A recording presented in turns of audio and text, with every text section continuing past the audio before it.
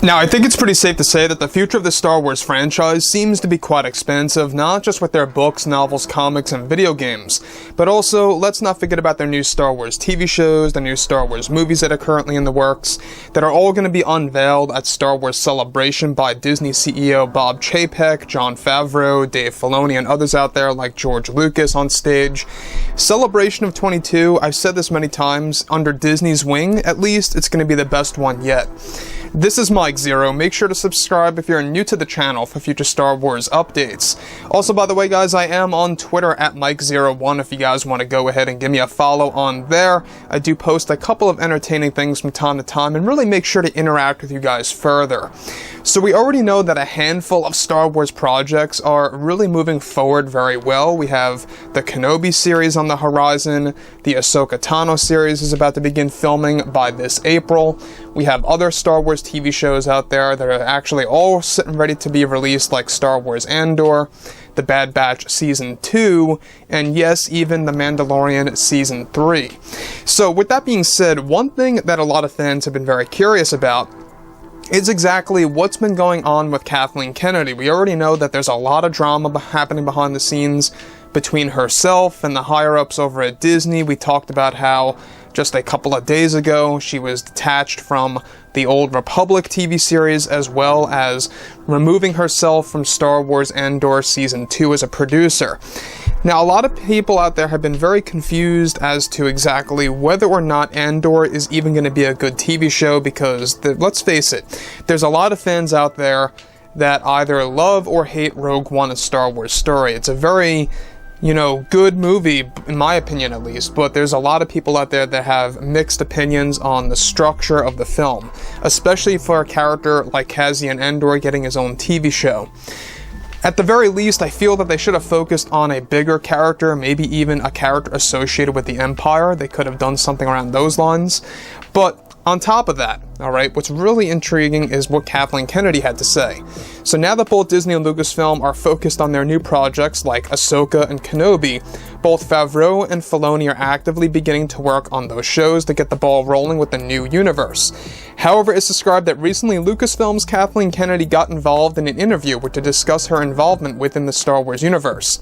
Eventually, Kathleen Kennedy was questioned about her involvement in some of the shows. Kennedy went on to state that, it's been quite a ride with some of the shows that I've been working on, and working with Leslye Headland on the Acolyte TV series, but there is one other show that I am really looking forward to the most, as of course that being Star Wars Andor. We have such great talent coming our way into this series, but all I want to say is that I am taking a step back from that show, and that we are looking for somebody else to produce the series with the second and third season. I will be focusing on Acolyte with Leslye, and really putting our all into that show. Sometimes you need to make a choice on whether or not you want to be a part of a project that could take away the time from another. For me, leaving Andor was more about focusing on the Acolyte better, so that we can provide fresh new storytelling that I believe the fans are going to be blown away by all of this, of what we have planned and in stock for the Star Wars fandom.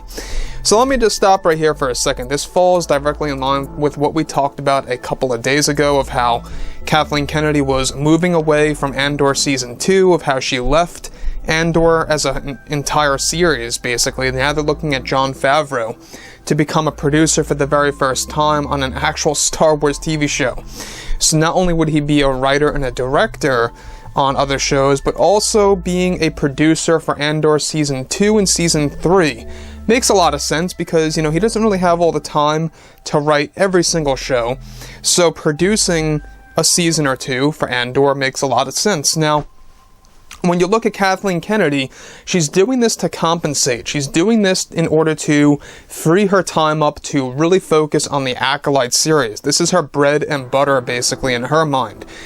She believes that the Acolyte TV series is going to be a smashing success, and that it is going to define her life's work of Star Wars, basically. And we're going to be getting into a little bit more as to why she's thinking this way in just a second, and it's something that I think a lot of fans are not going to like.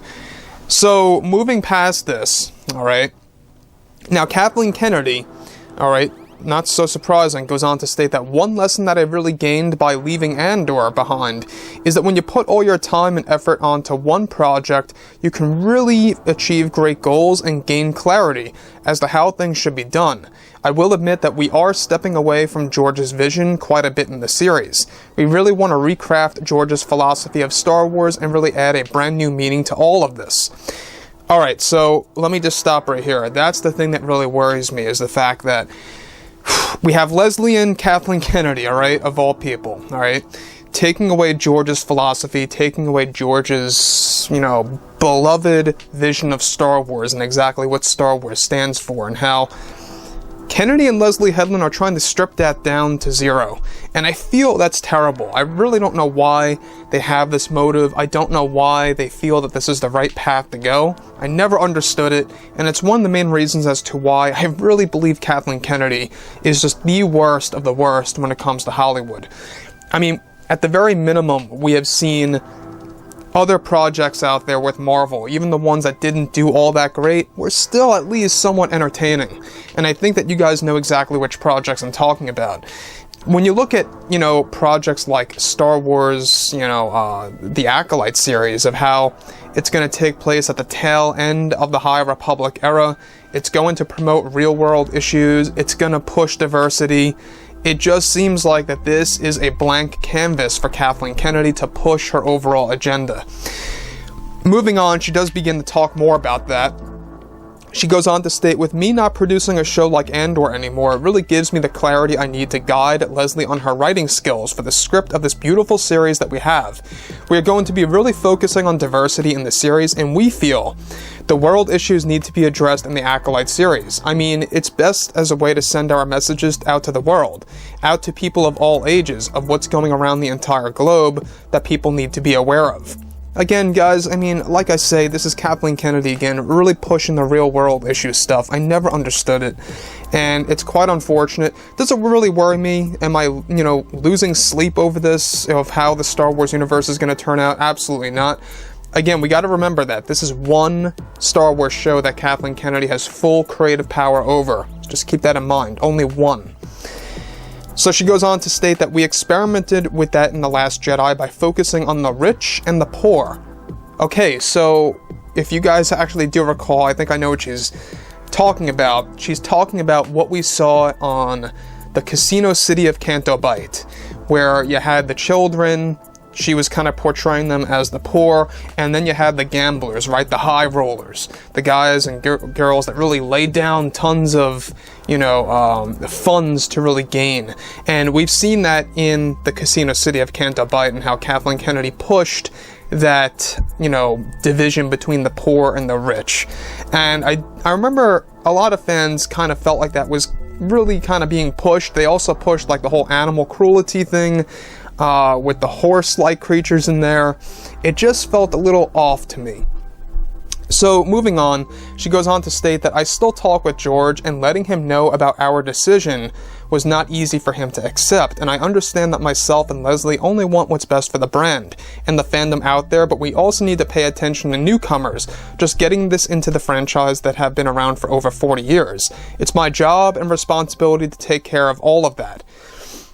Now, let me just be clear. I'm all up for promoting real-world issues. I mean, if, you want to talk about stuff that's going on, fine. Just do not put it in Star Wars. Do not put it in any Hollywood movies or TV shows, whatever it may be, comics books that are associated with these franchises and characters' likeness.